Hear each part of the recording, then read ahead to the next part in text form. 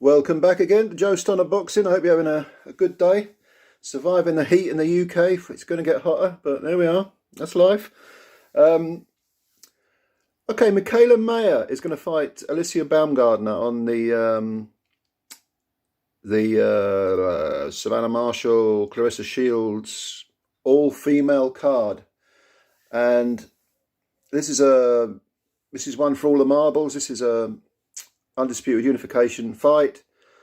And Mikaela Mayer, who is promoted by Top Rank, was interviewed a day or two ago, maybe 3 days ago perhaps. And she was saying, I'm so glad that, this fight's been made, and Baumgardner has, I hate this expression, but has had to come to their side of the street and all this bollocks. And Top Rank are promoting it. It's my promoter. It's Mikaela Mayer versus Baumgardner, not the other way around. Matchroom and DAZN and Eddie Hearn and all those, they had to play ball with Top Rank, which is all very well. And I like Mikaela Mayer as a fighter, very, very good. I like Baumgardner too. It's a terrific matchup. It really is. I'm looking forward to this fight a lot. But Mikaela perhaps should be reminded that Top Rank, especially its sort of head honcho, Bob Arum, has not always been the biggest purveyor, supporter, whatever you want to call it, of women's boxing, because earlier in the year, Arum, when this was in light of the Katie Taylor Amanda Serrano fight, which turned out to be brilliant. It was on DAZN. It was a fantastic fight. It coincided with the Shakur Stevenson Oscar Valdez fight. There was I think they were on the same date, or there was some sort of proposed clash. And Arum said, and I quote, he was talking about the Taylor Serrano fight. As good as the fight is, come on, whatever reason it is, people don't particularly pay attention to the women's fights. The answer is ESPN made the schedule and they couldn't care less about the, Taylor Serrano fight. I don't want to denigrate fights. I don't want to be accused of being anti-women in sports. I'm telling you, this is like the Premier League against women's football. So that's what Arum said. Now, a lot of people call Arum a dinosaur and all this sort of stuff. Now, we need to clarify what's being said here. Because if Arum is making the same mistake that most people seem to make when they do try and criticise women's boxing, if he's making the same mistake of comparing women's boxing to men's boxing, he's right. He's right. Because in terms of commercial value, viability, however you want to phrase it, the men's game, of course, there's far more money in it. Far more money. It's far more attractive to the casuals, if you like. But you don't compare apples to oranges. It's an asinine argument. Apples and oranges are fruits, but why would you compare one to the other? They're nothing like each other, okay? Another example would be, it's like comparing, the lightweights. Or, no, let's go even further. Let's go down to the super lightweights, the super flyweights, the flyweights, right down to minimum weight. Great fights, great fighters. They don't get paid anywhere near as much as the men. But why would you compare them to, say, heavyweights? I wouldn't say it's a different sport, but it's a dumb argument to make. Of course, the men's game is far more evolved in every respect. Gene pool of talent, the commerciality of it. There's far more money in the men's game because it's known to everyone. People grew up thinking boxing was predominantly a men's game. There's been 135, 37, whatever it is, 130 plus years of evolution within the men's game. And although women's boxing has, in one form or another, or female boxers, let's put it that way, have been around for decades, going right back to Barbara Buttrick and probably before her, in its current incarnation, it's still a very, very young sport. It's only 10, 12 years old, something like that, maybe 15 at a push. And it's growing. So it's absolute foolishness to compare the men's game to the females' game. When Taylor and Serrano fought, they made $1 million each. And there were some people saying, well, $1 million is nothing compared to what AJ and Fury earn. Well, no, what's your point? Of course it isn't. The thing is, $1 million for a pair of $1 million each for a pair of women fighting would have been absolutely unthinkable 10 years ago, but it happened. And so within the world of female boxing, that's an enormous step forward. And it was a brilliant fight. I mean, I much preferred it to the Stevenson-Valdez fight, which was one way. The skill level was better in the latter. Of course it was, but again, for sheer entertainment value, Serrano and Taylor, that took women's boxing forward in leaps and bounds. And they both got paid well for women, okay?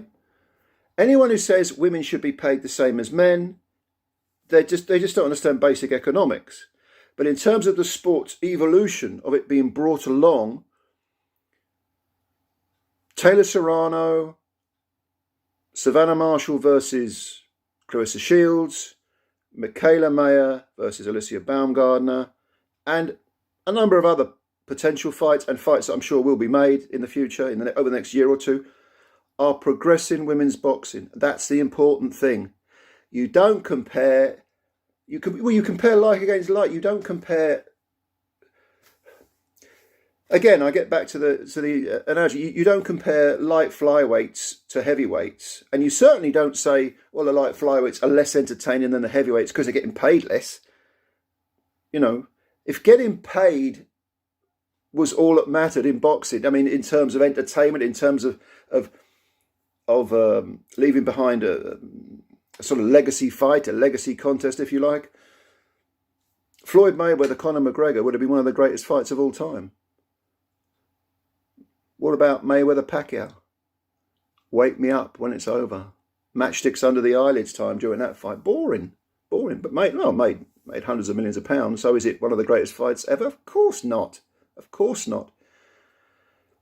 Now, in terms of Top Rank and what Aram said, if Aram was comparing the women's game to the men's game, well, if he's daft enough to do that, if he's dumb enough to do that, and considering what comes out of Bob Aram's mouth, you do have to wonder. I mean, he's 90 years young, isn't he? But look, I've never liked the guy, to be honest with you, ever. But hey, if he's dumb enough to compare the two sports, then yeah, of course, he was absolutely correct. Taylor and Serrano, Baumgardner, Mayer, any other female fight you want to mention, in economic terms, in terms of the mainstream, in terms of the casuals, is diminished by the upper echelons of the male's game. No argument. But why would you make that comparison? It just doesn't make any sense to me. The women's game is evolving at a rapid pace. So,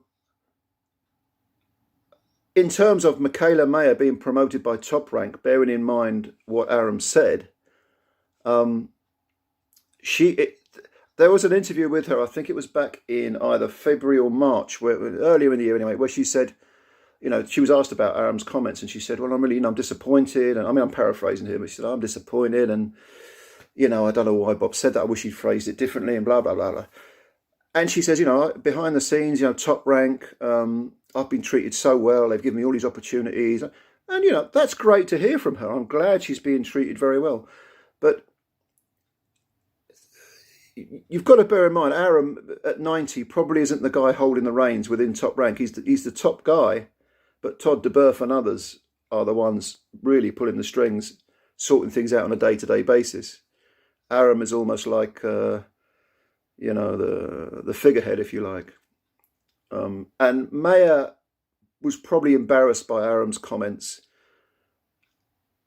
and probably, well, as she said, I wish they phrased it differently because I've been treated so well.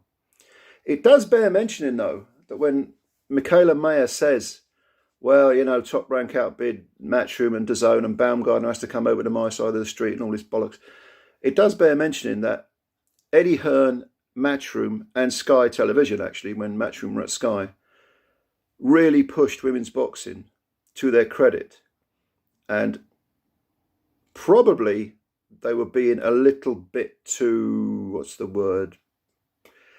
well, I suppose we could say a little bit biased towards women's boxing, because some of the female fights, I mean, it's not that they were all dull, it's just that I suppose the quality wasn't very good in some cases.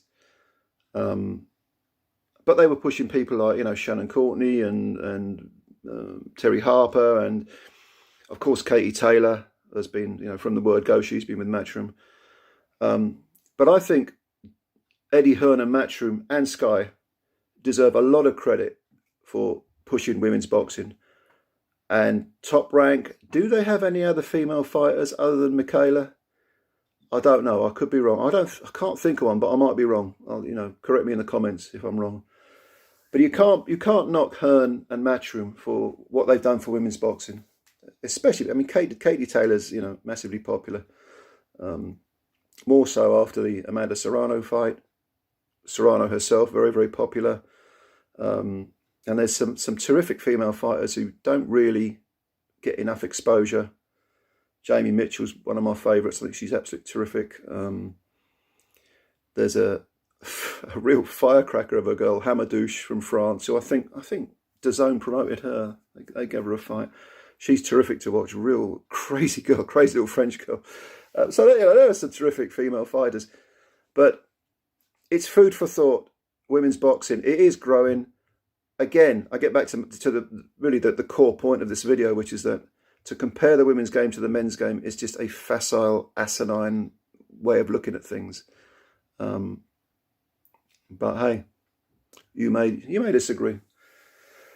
Leave your comments below. As always, thank you for watching this video. I always appreciate your time. If you are new to the channel, please hit the subscribe button. You're helping us out by doing that.